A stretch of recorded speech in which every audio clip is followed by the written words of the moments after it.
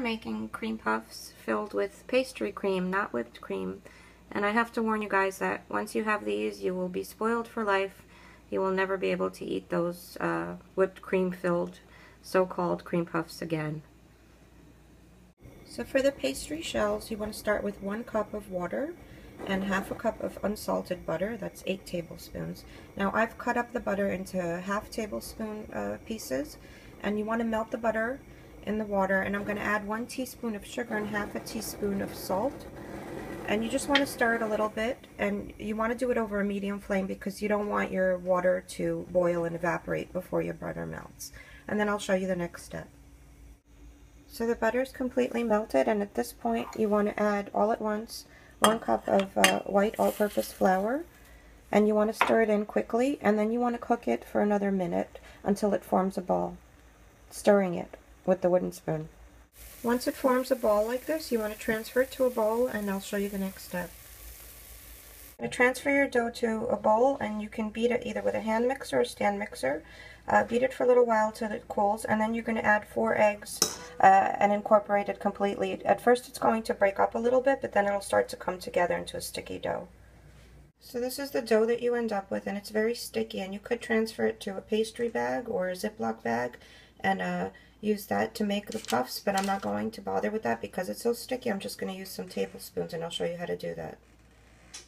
Now I have a parchment lined baking sheet here, and I'm just going to spoon out the dough like this. And I'm going to leave about an inch of space in between each one. So I got 12 of them, and you can initially just spoon out scant tablespoons, 12 of them, and then add more dough to each one to kind of make them even. You can make them any size you want. And then I just use my finger to kind of swirl them a little bit, but you can leave them, you know, just the way you dollop them, that's fine. And now I have just 1 beaten egg that I'm going to brush the tops with. You do it gently, and then you're going to bake it at a 400-degree oven for 15 minutes, and then you're going to lower the heat to 350 and bake for another 30 to 35 minutes.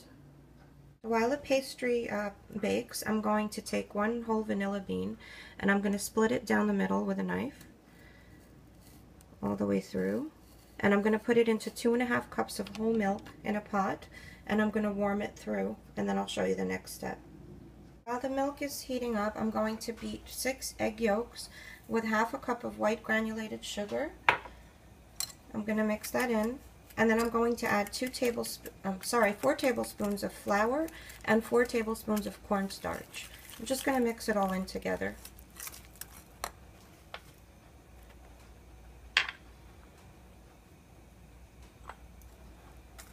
Now I'll show you the next step. Just want to add that 6 egg yolks is a lot, so you don't want to throw away your egg whites. You can save them and either make some meringues or add them to an omelet. I wouldn't waste the egg whites. And also I just want to mention that if you don't have a vanilla bean, you can use vanilla extract or a vanilla bean paste. So once your milk is heated through, you don't want it to boil, you just want it to get hot. You take out your vanilla bean, and then you run your knife along the inside, gently pushing down to scrape off this black stuff. Those are the vanilla bean seeds. And I'm going to put these back in the milk, and I'll show you what it looks like. And you're going to do it to both sides. So this is what your milk looks like, and I put the vanilla bean seeds inside, and that's where all the vanilla flavor is. I'm going to whisk it in, and then I'm going to slowly, gently, little by little, add a little bit of the hot milk to the egg mixture. You want to do it slowly. It's called tempering the eggs so that they don't scramble. And then once you've added probably half of this mixture, the milk mixture, to your egg mixture, you put it back in the pot, and then you cook it for about a minute, constantly stirring over medium flame, maybe more than a minute, until it thickens up. You want to be careful not to scramble your eggs, though. Try to show you guys how I do it. It's a little bit awkward with the tripod here. But I'm just taking a ladle, and I'm going to very slowly just drizzle a little bit and just mix. You need a little bit of patience for this because you don't want scrambled eggs. So I'm just going to keep doing that until I use up about half of my milk mixture. And then I'm going to put it back in the pot and keep whisking it over a medium-low flame. Once it starts to thicken up, it does so quickly, so you just want to turn it off right away. And you're going to have it a little bit thinner than you think you might need it because it's going to get thicker as it cools. I'm going to transfer this to a bowl and cover it with some saran wrap, and I'll show you how. You want to cover it with the plastic wrap like this. You want the plastic wrap touching the cream because you don't want a film or skin to form on the top. And I'm going to put this in the fridge to cool until we're ready to fill the pastry.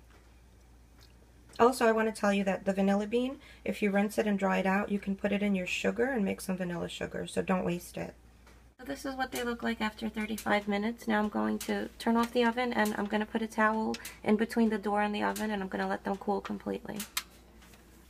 So the pastry shells have cooled completely and I've sliced it open about halfway down, not all the way through, kind of like a clamshell. And when you open it up, you might find that you have these pieces of dough here.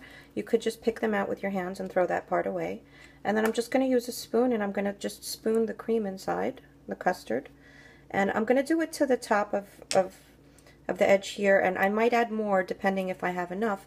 I'm going to do all of them first, and then if I have more cream, I'll just fill them more. You can get fancy. Instead of cutting them open, you can use a skewer and make a hole, and then use a pastry bag to pipe the cream in, but I don't think it's necessary. I do it like this. Now I'm just going to dust it with some powdered sugar, and I'll show you the end result. Here it is, our finished cream puff with vanilla pastry cream filling. I hope you enjoy.